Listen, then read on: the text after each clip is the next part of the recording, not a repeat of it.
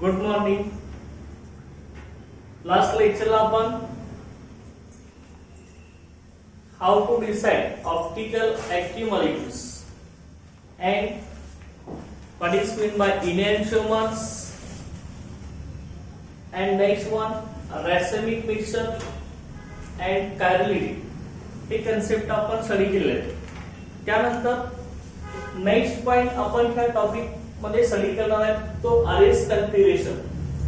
हा जो RS configuration आहे हा जो पॉइंट आपल्या ऑप्टिकल ऍक्टिव्हिटी डिसाइड करण्याचे जे आपले पॉइंट्स होते त्याच्यावरती डिपेंड आहे.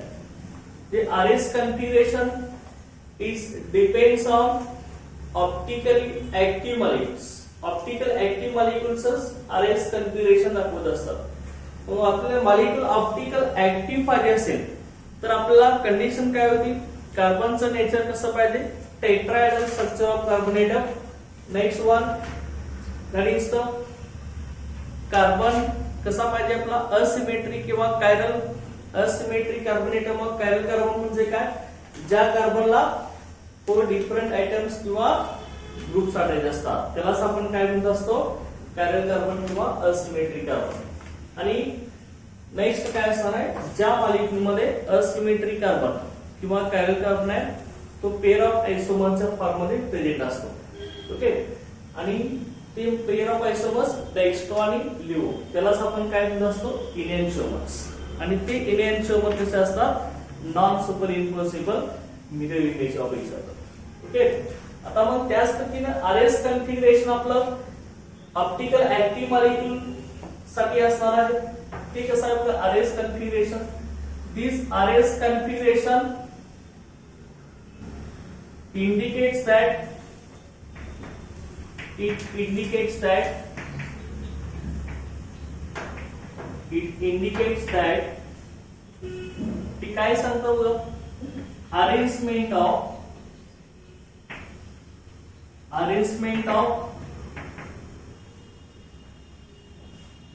atoms or groups around the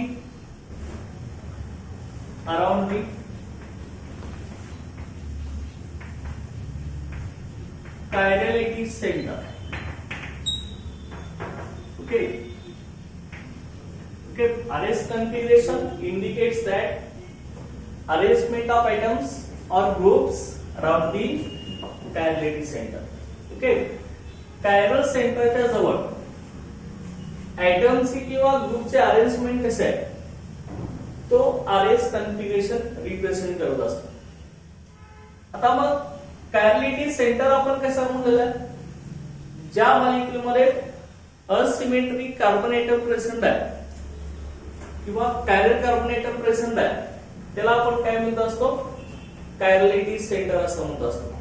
जे कायरल कार्बनला ऍटम्स किंवा ग्रुप्स आपले अरेंज कसे झाले ओके ते आरएस कन्फिगरेशन रिप्रेझेंट करत असतो. लक्षात येईल. आता मग कॅरल सेंटर वरती ऍटम्स किंवा ग्रुपचे अरेंजमेंट कशी असते ते आरएस कन्फिगरेशन काय सांगतो लक्षात घ्या. बघा इथं ही जी आपली नॉमेनक्लेचर जी सिस्टीम आहे आरएस कन्फिगरेशनची, ही सिस्टीम सायंटिस्ट आहे कार्ल इंगॉल्ड प्रिलॉग. ओके. ह्या 3 सायंटिस्टने मिळून ही आरएस कन्फिगरेशन सिस्टीम प्रपोज केलेली आहे. लक्षात आहे 3 सायंटिस्ट आहेत. त्या 3 सायंटिस्टनं ही आरएस कन्फिगरेशन सिस्टीम आपली प्रपोज केलेली आहे. म्हणून ह्या आरएस कन्फिगरेशन या सिस्टीमला आपण आणखी कार्ल इंगोल्ड प्रिलॉग सिस्टीम असं सुद्धा म्हणू शकतो. लक्षात. Okay. This RS configuration system these are also known as Carl Ingold Prelog system. Okay. आता मग ही आरएस कन्फिगरेशन किंवा कार्ल इंगोल्ड प्रिलॉग कन्फिगरेशन जे आहे ओके ही काय सांगतो बघा, these are based on जे आरएस कन्फिगरेशन और Carl Ingold Prelog system it is based on कशावरती ही बेस आहे बघा, it is based on arrangement of it is based on arrangement किंवा त्यालाच तुम्ही आणखी अटॅचमेंट म्हणू शकता. Arrangement of atoms, arrangement of atoms to the okay is based on arrangement of atoms to the chiral carbon atom, to the chiral carbon atom. okay chiral carbon atom ला atoms ची arrangement कशी आहे. Okay तो आपला arrange configuration सांगत असणार आहे. Okay chiral carbon म्हणजे काय, ज्या कार्बनला 4 डिफरंट ग्रुप्स किंवा ऍटम्स अटॅच असतात त्यालाच आपण काय म्हणत असतो, कायरल कार्बन म्हणत असतो. बरोबर आहे. आता मग बघा हा जो कायरल कार्बन ऍटम आहे त्या कायरल कार्बन ऍटम मध्ये अटॅच असलेले ग्रुप्स किंवा ऍटम्स आहेत त्यांना प्रायोरिटी दिली जात असते. ओके प्रायोरिटी दिली जात असते. आता मग ही कन्फिगरेशन करत असताना, अरेंज कन्फिगरेशन करत असताना okay priority of atoms, okay priority of atoms, priority to the atom, to the atom is given. okay atoms ना प्रायोरिटी दिली जाते लक्षात घ्या. याच्यामध्ये priority to the atom is given in RS configuration. Okay RS configuration मध्ये ऍटमला priority दिली जाते. आता मग प्रायोरिटी म्हणजे काय असतं लक्षात घ्या. प्रायोरिटी फर्स्ट प्रेफरन्स कुठल्या ऍटमला दिला जातो, प्रायोरिटी सिक्वेन्सला. Priority to the atoms is given in RS configuration. The atoms बघा the atoms having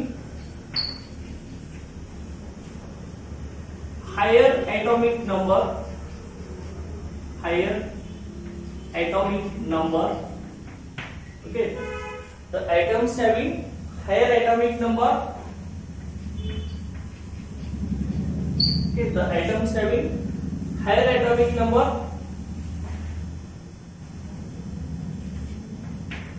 gives higher priority.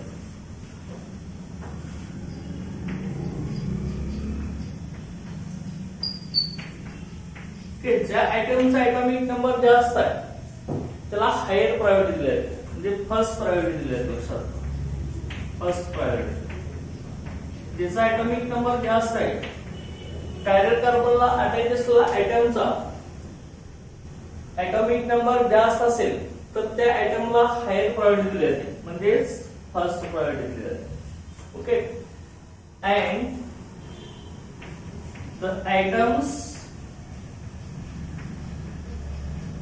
having lowest atomic number, the atoms having lowest atomic number, lowest atomic number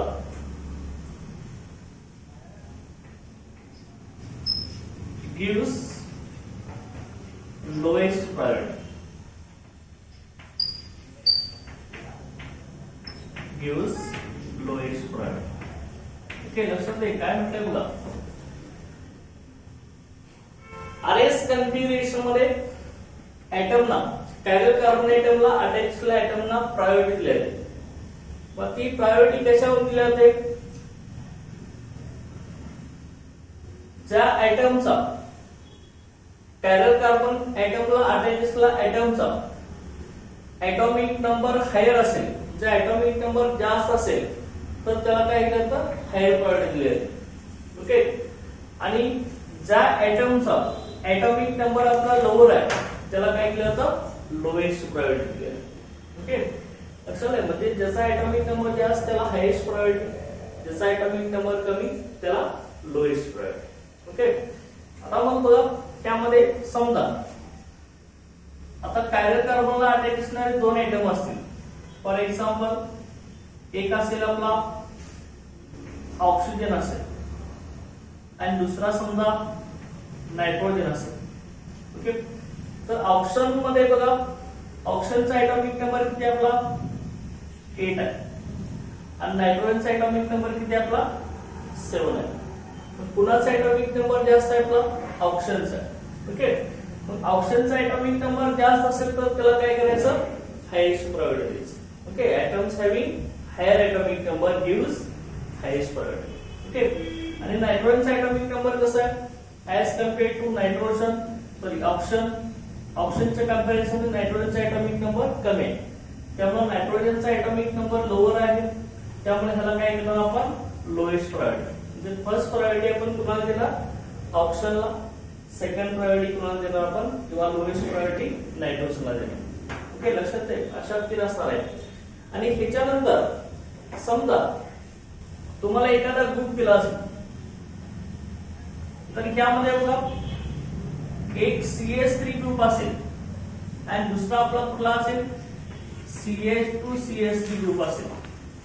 okay, असे 2 group तुम्हाला दिले असेल. आता ही 2 group आपले chiral carbon एटमला attach आहेत. तर काय करायचं बघा, आता मग इथं आपल्याला कसं होणार ह्या कार्बनचा एटॉमिक नंबर 6 होता, इथं पण कायरल कार्बनला कार्बन एटम मध्ये अटॅच आहे. आता ह्या दोघांच्या मध्ये आपल्याला हायेस्ट प्रायोरिटी कोणाला द्यायची बघा. हा पण कार्बन कायरल सेंटरला अटॅच आहे मिथिल ग्रुप आणि हा CH2 CH3 ग्रुपला आपण काय म्हणतोय इथाइल ग्रुप. हा सुद्धा कुठे अटॅच आहे आपला कायरल कार्बनला अटॅच आहे. लक्षात आहे.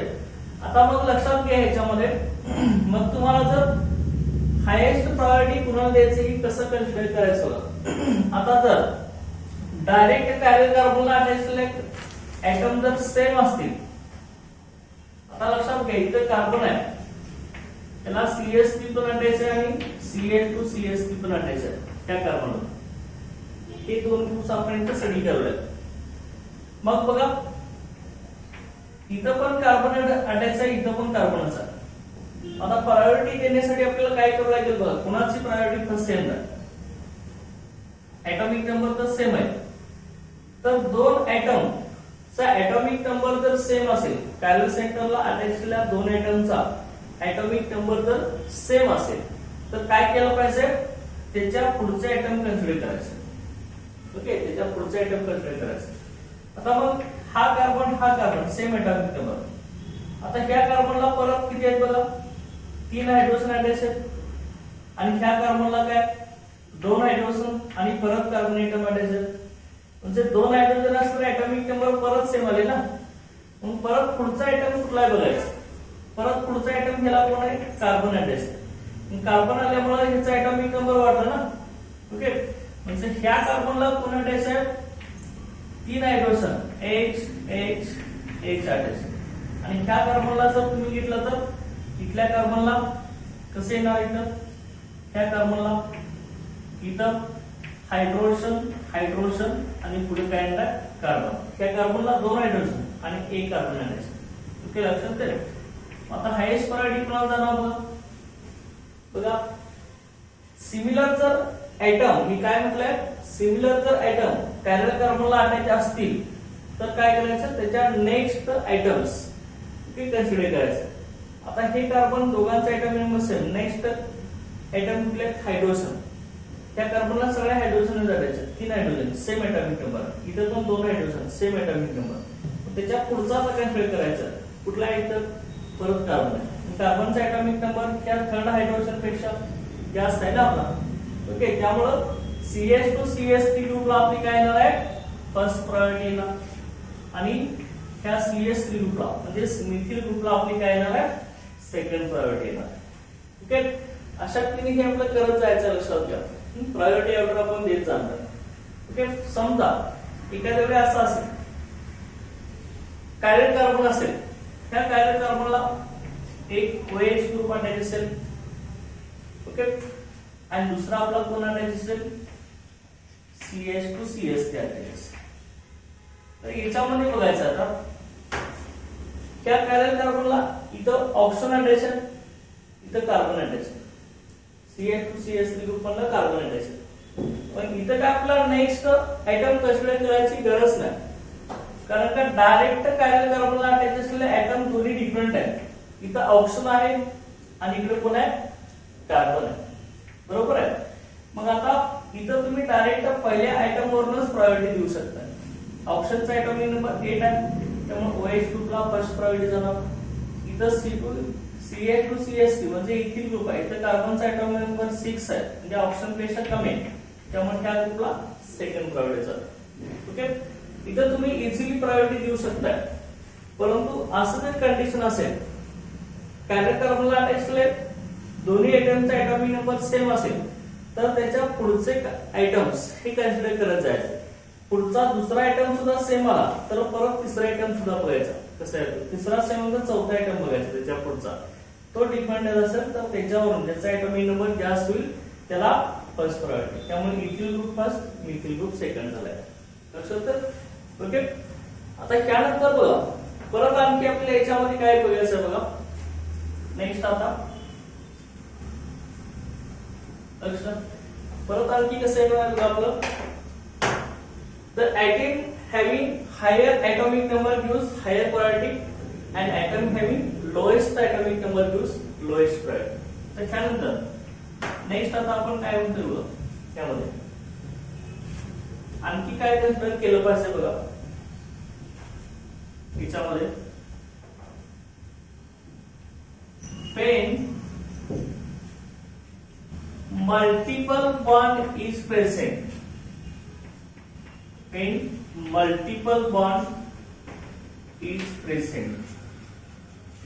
ओके, ज्यावेळी मल्टिपल बॉन्ड प्रेझेंट असेल, कायरल कार्बन ऍटमला अटॅच असलेल्या ग्रुपमध्ये जर मल्टिपल बॉन्ड प्रेझेंट असेल, मल्टिपल बॉन्ड म्हणजे काय, डबल किंवा triple bond. Okay, multiple bond म्हणजे काय, डबल और triple bond.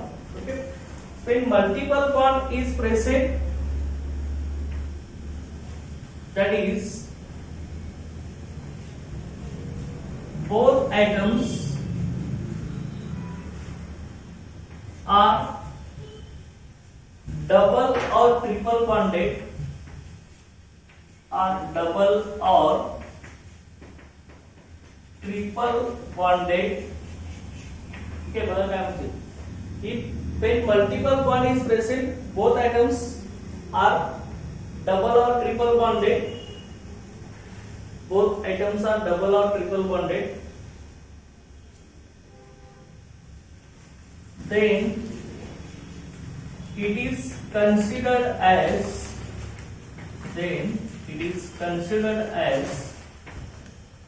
duplicated or triplicated structure. It is considered as duplicated or triplicated structure. Okay, let's look.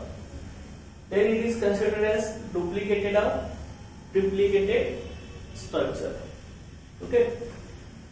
आता त्यानंतर आता मल्टिपल बॉन्ड चे ऍटम आपण लिहूया. बोथ इथं कार्बन ऍटम घेतलं तर चालेल. Both carbon atoms are double or triple bonded. बघा इथं आपण घेऊया. समजा एक्झाम्पल आपण इथे घेतलं, कार्बन कार्बन डबल बॉन्ड जर प्रेझेंट असेल, ओके, त्याला डुप्लिकेटेड असं म्हणायचं. कार्बन कार्बन डबल बॉन्ड असेल तर डुप्लिकेटेड असं म्हणायचं. लक्षात. मग हेच कसं काय करायचं बघा. डुप्लिकेटेड जर स्ट्रक्चर असेल तर हे कन्सिडरेशन कसं करायचं बघा. इथं CH सिंगल बॉन्ड CH आणि इथं आपला कार्बन ऍटम सुद्धा असू शकतो. लक्षात. ओके, फॅन्टम ऍटम्स त्याला असं म्हटलं जातं. ओके, तर हायड्रोजनचा ऍटम बॉन्ड दाखवा याच्यामध्ये.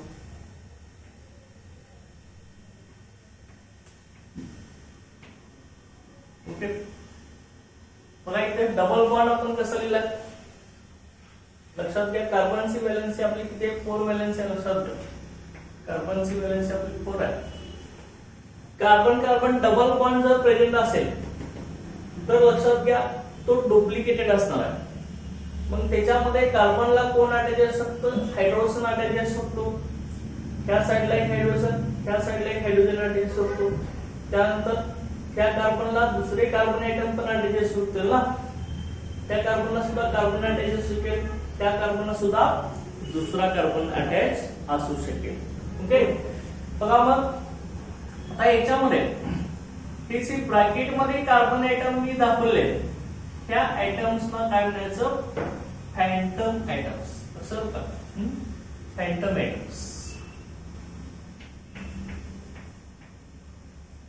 ह्यांना काय म्हणायचं, फॅन्टम आयटम्स. हे कन्सिडर करायचं, लक्षात घ्या. फॅन्टम आयटम्स असं म्हणायचं.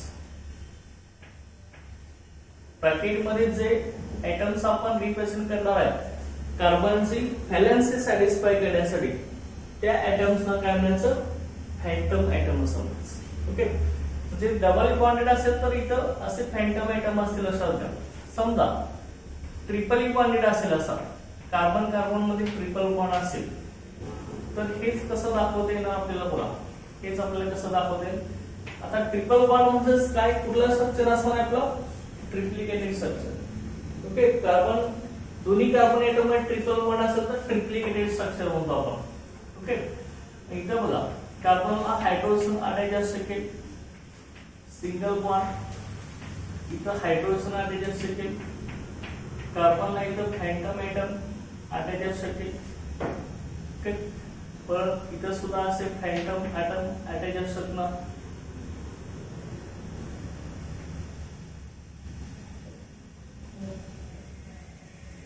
इथं आपण कार्बन लिहू, इथे कार्बन असेल, असे फॅन्टम आयटम कार्बनला अटॅच असू शकतील. लक्षात घ्या, हे फॅन्टम आयटम असेल, इथं कार्बन आयटम परत कार्बन आयटमला असतील असं आपण काय करायचं आहे, कन्सिडर करायचं.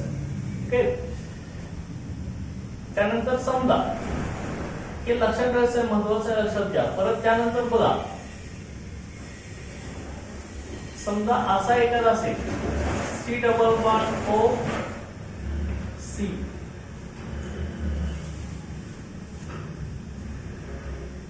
ते अशा पद्धतीने एखादा असेल तर आपल्याला हे रिप्रेझेंट करायचं आहे. हे आपलं फर्स्ट एक्झाम्पल म्हणूया, हे आपलं सेकंड एक्झाम्पल म्हणूया, हे आपलं आता थर्ड असणार. ओके, बघा याच्यामध्ये हा आपला केटो ग्रुप आहे. लक्षात घ्या, R C double bond O हे केटो ग्रुप आहे. आर मधला अल्किल ग्रुप मधला कार्बन आहे, हा C double bond O bond आहे. ओके, याच्यामध्ये कसं येणार बघा, इथं सुद्धा मल्टिपल बॉन्ड प्रेझेंट आहे, कार्बन ऑक्सिजन मध्ये प्लस बॉन्ड प्रेझेंट आहे, डबल बॉन्ड. मग इथं आपलं कसं असू शकतं बघा, फॅन्टम आयटम्स त्याच्यामध्ये कार्बन, ओके इथं कार्बन असू शकेल. ओके, परत बघा कार्बन ऑक्सिजन मध्ये सिंगल बॉन्ड येईल, इथला कार्बनला ऑक्सिजन असेल आणि त्या ऑक्सिजनला कार्बन अटॅच असेल. इथं अल्टरनेट करायचं. बघा जर डबल बॉन्ड दोन डिफरंट आयटम मध्ये जर प्रेझेंट असेल तर काय करायचं, दोन्ही आयटमला फॅन्टम आयटम रिप्रेझेंट करत असताना ही अपोजिट फॅन्टम आयटम लिहायचं. अपोजिट फॅन्टम आयटम कसं लिहिणार, कार्बनला ऑक्सिजन लावायचं आणि ऑक्सिजनला कार्बन लावायचं. बरोबर आहे. ओके, इथं कसं होतं, दोन्ही आयटम डबल बॉन्ड कुठे होता, सेम आयटमच्या मध्ये प्रेझेंट होता, त्यामुळे दोन्ही साइडला आपण फॅन्टम आयटम सेम लावले. इथं सुद्धा ट्रिपल बॉन्ड सेम आयटम मध्ये प्रेझेंट होता, त्यामुळे आपण फॅन्टम आयटम सेम कार्बन. इथं कसं आहे, डबल बॉन्ड दोन डिफरंट आयटम्स मध्ये प्रेझेंट आहे, त्यामुळे आपण फॅन्टम आयटम लिहित असताना काय करणार आहे, अपोजिट फॅन्टम आयटम लिहिणार. म्हणजे कार्बनला ऑक्सिजन फॅन्टम आयटम लिहिणार आणि ऑक्सिजनला कार्बन फॅन्टम आयटम. ओके, आता मग लक्षात घ्या, त्याच्यानंतर दुसरा मी इथे घेतोय आता हा C double bond O H. Okay, असा असेल आपला अल्डिहाइड फंक्शनल ग्रुप आहे CHO. ह्याच्यामध्ये बघा इथे कसं असणार आहे आपलं, इथं सुद्धा कसं आहे डुप्लिकेटेड स्ट्रक्चर आहे, डबल बॉन्ड विथ डुप्लिकेटेड. पण डबल बॉन्ड कसं आहे दोन डिफरंट आयटम मध्ये प्रेझेंट आहे, त्यामुळे फॅन्टम आयटम कसं दाखवणार आपण, okay Phantom item opposite item दाखवणार आपण, म्हणजे कार्बनला ऑक्सिजन दाखवणार आणि ऑक्सिजनला कार्बन दाखवणार. ओके मग दाखवून घ्यायचं कसं येणार बघा, HC single bond O double तर सिंगल बॉन्ड होणार. ओके परत काय नाही तर त्याला ऑक्सिजन फॅन्टम आयटम येणार आणि त्याला काय येणार कार्बन हा फॅन्टम आयटम येणार. लक्षात आहे. ओके अशा पद्धतीने हे फॅन्टम आयटम कन्सिडर करायचं. आता मग लक्षात घ्या हे फॅन्टम आयटम दाखवल्यानंतर मगच तुम्ही काय करायचं प्रायोरिटी ऑर्डर द्यायचं. ओके एखाद्या कायरल सेंटरला जर मल्टिपल बॉन्ड प्रेझेंट असणारे ग्रुप्स अटॅच असतील, म्हणजे double bond triple bond attach असणारे ग्रुप जर असतील तर तुम्ही त्यांची प्रायोरिटी ऑर्डर किंवा सिक्वेन्स डिटरमाइन करत असताना त्यांचे फॅन्टम आयटम सुद्धा कन्सिडर केले पाहिजे. ओके हे लक्षात ठेवायचं, फॅन्टम आयटम सुद्धा कन्सिडर केले पाहिजे. आता मी सेंटेन्स एक लिहिते बघा. बघा याच्यामध्ये priority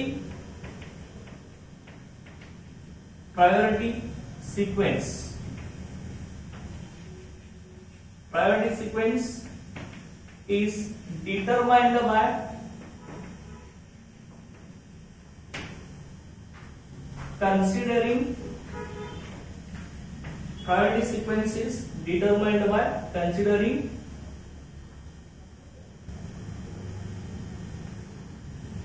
duplicated structure, duplicated or triplicated structure.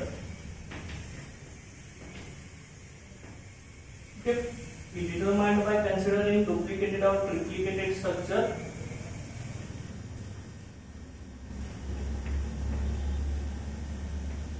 in which phantom atoms are present. Phantom atoms are present. Okay हे लक्षात घ्या. प्रायोरिटी सिक्वेन्स येत असताना डुप्लिकेटेड और ट्रिप्लिकेटेड स्ट्रक्चर मध्ये ओके काय करायचं, डुप्लिकेटेड और ट्रिप्लिकेटेड स्ट्रक्चर मध्ये फॅन्टम आयटम प्रेझेंट आहे, त्या फॅन्टम आयटम सुद्धा ते आपण प्रायोरिटी सिक्वेन्स मध्ये कन्सिडर करायचं. आता त्यानंतर बघा इथे एक एक्झाम्पल मी आता तुम्हाला इथे सांगतो. समजा इथं आपण जर घेतला असेल काय असेल बघा, इथं समजा तुम्ही CHO ग्रुप घेतला, CHO group and CH2OH group घेतला असेल, CHO group and CH2OH group जर घेतला असेल. आता तुम्ही या दोघांच्या मध्ये पहिली प्रायोरिटी कुणाला देणार, फर्स्ट प्रायोरिटी CH ग्रुप आणि CH2OH ग्रुप आहे. तर लक्षात घ्या तुम्ही आता इथं काय म्हणलं होतं जनरल, तुम्ही काय सांगताय, समजा इथं कार्बन आयटमला एक CHO ग्रुप प्रेझेंट आहे कायरल कार्बनला आणि दुसरा कुठला CH2OH ग्रुप प्रेझेंट आहे. आता दोघांच्या मध्ये फर्स्ट प्रायोरिटी कुणाला येणार, तर ही कसं कन्सिडर करणार आहे, ज्याचा एटॉमिक नंबर जास्त असणार त्याला काय देणार फर्स्ट प्रायोरिटी, आणि ज्याचा एटॉमिक नंबर कमी त्याला लोएस्ट प्रायोरिटी. आता मग ह्या कायरल कार्बनला अटॅच केलेल्या दोन्ही ग्रुप मध्ये कार्बन आयटमच पहिला आयटम आहे. इथं पण बघा कार्बन आयटमच आहे, इथं पण बघा कार्बन आयटमच आहे की नाही, कार्बन आयटमच आहे दोघांच्या मध्ये. लक्षात घ्या आता काय केलं पाहिजे, carbon item atomic number same आहे. आता मग दोन्ही आयटम कायरल सेंटरला अटॅच केलेले दोन्ही आयटम जर सेम असतील तर आपण काय करत असतो, आताच आपण सांगितलंय नेक्स्ट आयटम्स आपण परत कन्सिडर करत असतो. आता मग ह्याच्या नेक्स्ट कुठला आहे, कार्बनच्या नेक्स्ट इथं हायड्रोजन आहे, इथं पण हायड्रोजन. ओके लक्षात. आता मग इथं पण हायड्रोजन आहे, आपण काय म्हणणार आहे, आता इथं पण हायड्रोजन आला, इथं पण हायड्रोजन आला. आता त्या ठिकाणी मग काय केलं तर लक्षात घ्या, इथं डुप्लिकेटेड और ट्रिप्लिकेटेड स्ट्रक्चर आहे का हे पहिल्यांदा बघून घ्यायचं. पण ह्या दोन्ही ग्रुपमध्ये डुप्लिकेटेड और ट्रिप्लिकेटेड स्ट्रक्चर आहे का कसं आयडेंटिफाय करायचं. हा ग्रुप कुठला आहे आपला CH ग्रुप, याचं नेम काय आपलं CH ग्रुप कुठला आहे आपला अल्डिहाइड आहे ना, लक्षात घ्या CH ग्रुप आपला अल्डिहाइड आहे. अल्डिहाइड मध्ये कुठला कार्बन ऑक्सिजन मध्ये कुठला बॉन्ड आहे आपला डबल बॉन्ड आहे. पण इथं फॅन्टम एटम कुठले असू शकतात, इथं आपण काढलेलंच आहे कुठले असतात, कार्बनला ऑक्सिजन अटॅच शकतो आणि ऑक्सिजनला कार्बन अटॅच शकतो. हे फॅन्टम एटम असतात अल्डिहाइड ग्रुप मध्ये. मग लक्षात घ्या हे कन्सिडर तुम्ही केलं पाहिजे. आता तुम्ही काय म्हणणार इथं कार्बनच आहे, इथं पण कार्बन आहे, नेक्स्ट स्टेजचा हायड्रोजन आहे, नेक्स्ट स्टेजचा हायड्रोजनच आहे. मग तुम्ही काय म्हणणार आता पुढे गेल्यावर तो OH ग्रुप येतोय त्यामुळे हा फर्स्ट येणार, असं नाही चालणार. लक्षात घ्या परत इथं काय होणार त्याचे फॅन्टम एटम तुम्ही कन्सिडर करायचे.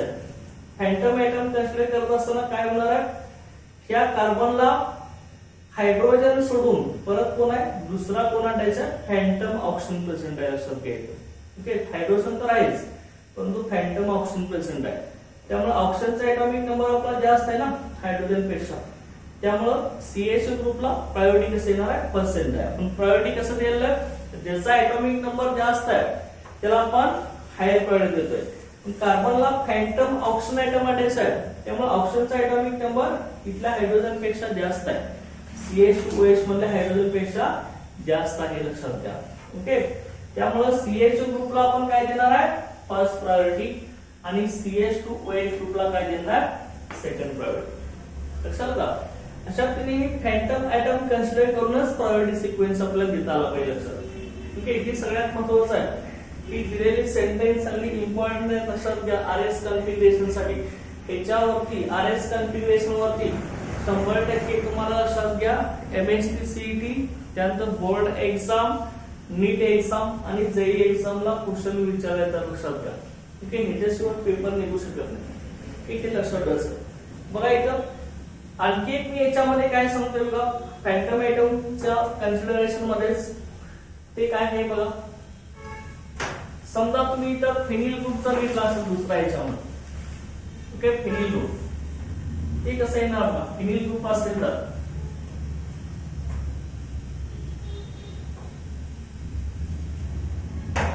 बघा याच्यामध्ये फिनिल ग्रुप आपण कसा लिहितो, फिनिल ग्रुप C6H5 याला आपण काय म्हणतोय फिनाइल ग्रुप. फिनिल ग्रुप काय तयार होतो, बेन्झीन मधला एक हायड्रोजन एटम कमी झाल्यावर आपला फिनिल ग्रुप तयार होतो. बरोबर आहे. बेन्झीन कसा असतो आपला C6H6 असतो, एक हायड्रोजन कमी झाला फिनिल ग्रुप तयार होतो. ओके, मग हा जो फिनिल ग्रुप आहे हे आपला बेन्झीन आहे. लक्षात घ्या की बेन्झीन आपण डायरेक्ट असं काढणार ना okay, alternate single and double bonds. Okay, आता फिनिल ग्रुप मध्ये काय झालं एक हायड्रोजन एटम कमी झालाय त्यामुळे आपण इथे काय दाखवणार याला एक अशी ब्रँच दाखवणार. ही ब्रँच दाखवल्यावर काय असेल इथला हायड्रोजन सबस्टिट्यूट झाला असेल ना, इथला हायड्रोजन कमी झाला असेल म्हणजे 6 हायड्रोजन पैकी 5 राहणार, कार्बन 6 ऍल्डिहाइड राहणार, ह्या कार्बनचा एक हायड्रोजन सबस्टिट्यूट झाला असणार आहे त्या ग्रुप C6H5 फिनिल ग्रुप. असा जर एखादा ग्रुप असेल तर इथं जर तुम्हाला फॅन्टम एटम जर कन्सिडर करायचे असतील तर हे कसं घ्यायचं लक्षात घ्या. याच्यामध्ये हा जो ग्रुप आहे तो मी बघा इथे कसं करणार आहे, इथं आपला कार्बन असेल ना, इथं कोण असणार आहे CH असणार आहे, इथं कोण असणार आहे डबल बॉन्ड CH असणार आहे.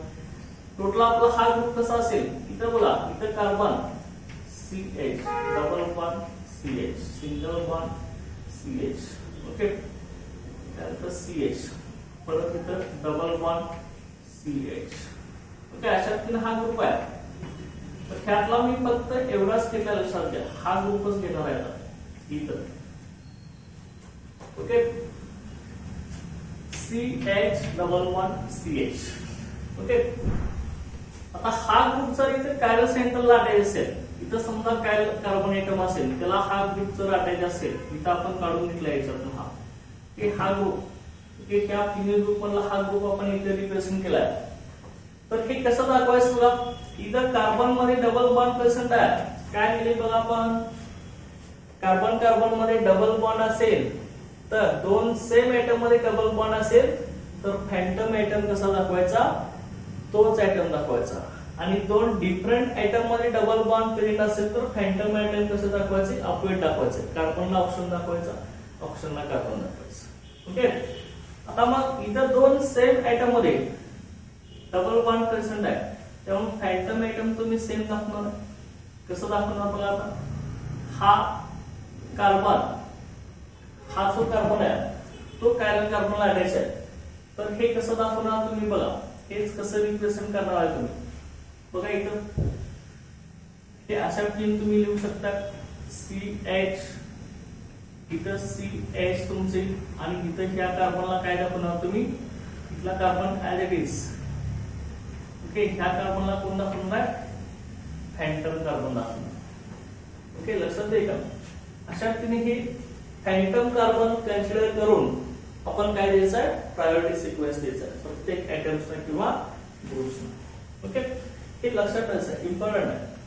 ओके, आणि त्यानंतर नेक्स्ट बघा, याच्यामध्ये ही जी आरएस कॉन्फिगरेशन सिस्टीम आहे, या आरएस कॉन्फिगरेशन सिस्टीम मध्ये एखाद्या मॉलिक्यूलचं 3 डायमेन्शन मध्ये किंवा टेट्राहेड्रल स्ट्रक्चर कन्सिडर केलं जातं.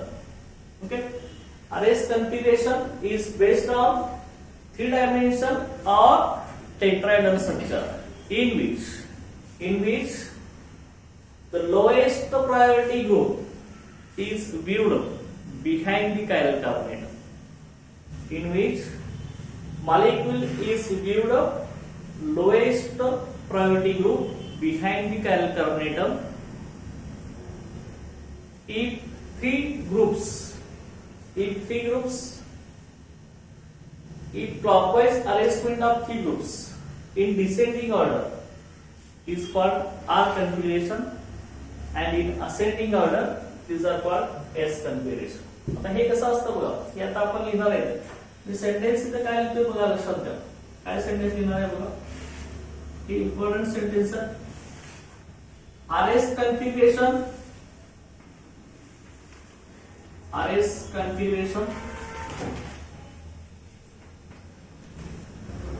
is based on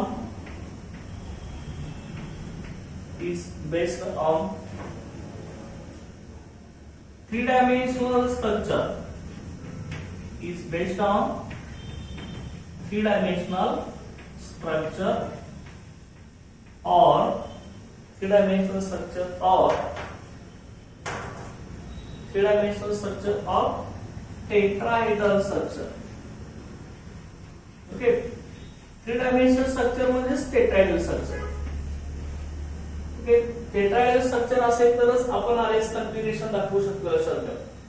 ओके, आता on 3 dimensional structure of tetrahedral structure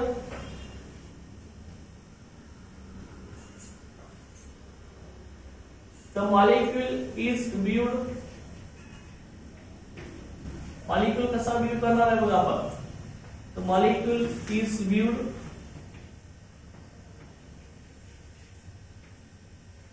with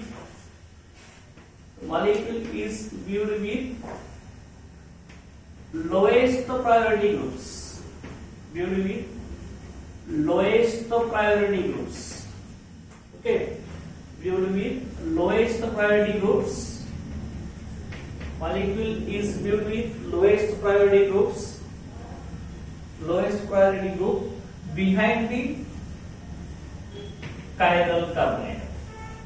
Okay, behind the chiral carbon atom.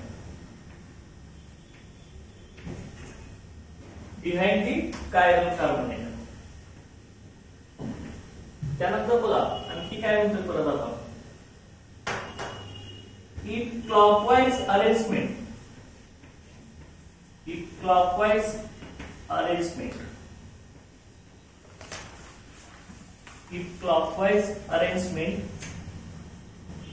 of three groups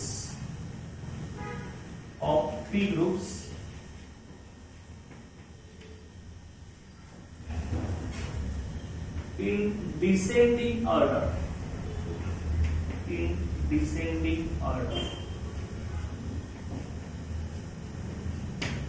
The clockwise arrangement of three groups in descending order.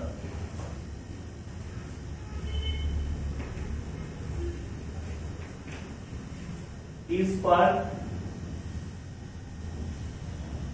R configuration, and clockwise arrangement of three groups in ascending order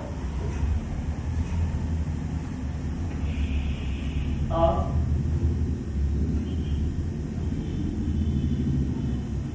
anti-clockwise arrangement of three groups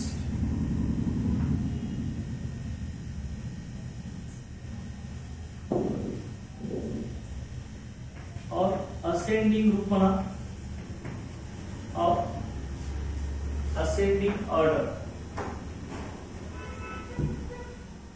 ती आपली कशी असणार आहे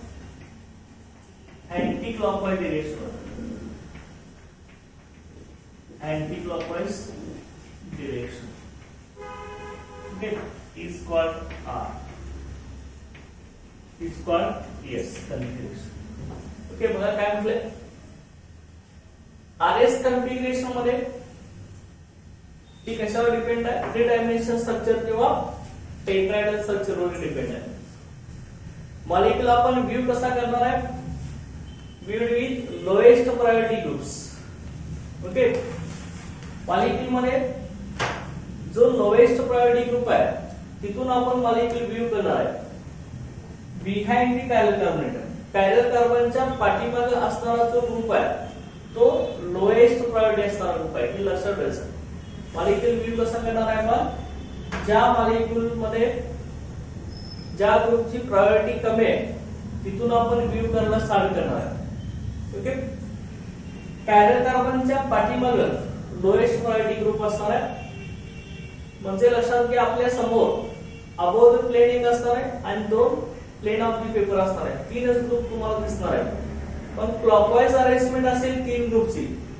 तर ती descending order मध्ये असेल okay descending order ज्याचा एटॉमिक नंबर जास्त तो वरती असेल त्यानंतर त्याच्या खाली कमी त्याच्यापेक्षा कमी खाली डिसेंडिंग ऑर्डर असेल तर त्याला आर म्हणायचं आणि क्लॉकवाइज अरेंजमेंट जी असेल ती असेंडिंग ऑर्डर नुसार असेल त्या असेंडिंग ऑर्डरला काय म्हणतो आपण अँटी क्लॉकवाइज डिरेक्शनला असेंडिंग ऑर्डर असेल ओके अँटी क्लॉकवाइज डिरेक्शनला तर त्याला आपण काय म्हणणार आहे एस कन्फिगरेशन असं म्हणतो ओके लक्षात बघा काय म्हणते बघा इथे या ठिकाणी लक्षात घ्या त्याला हिच्यावर आपण आरएस कन्फिगरेशन डिटरमाइन करणार आहे आता याचे आपण एक्झाम्पल घेणार लक्षात घ्या असेंडिंग ऑर्डर साठी आता हे सगळे पॉइंट आपण जे लिहून दिलेले आहेत हे सगळे लक्षात ठेवायचे लक्षात घ्या ओके आता नेक्स्ट लेक्चरला आपण ह्याचे एक्झाम्पल घेऊन आर कन्फिगरेशन कसं आयडेंटिफाय करायचं आणि एस कन्फिगरेशन कसं आयडेंटिफाय करायचं हे आपण स्टडी करणार आहे ओके थँक्यू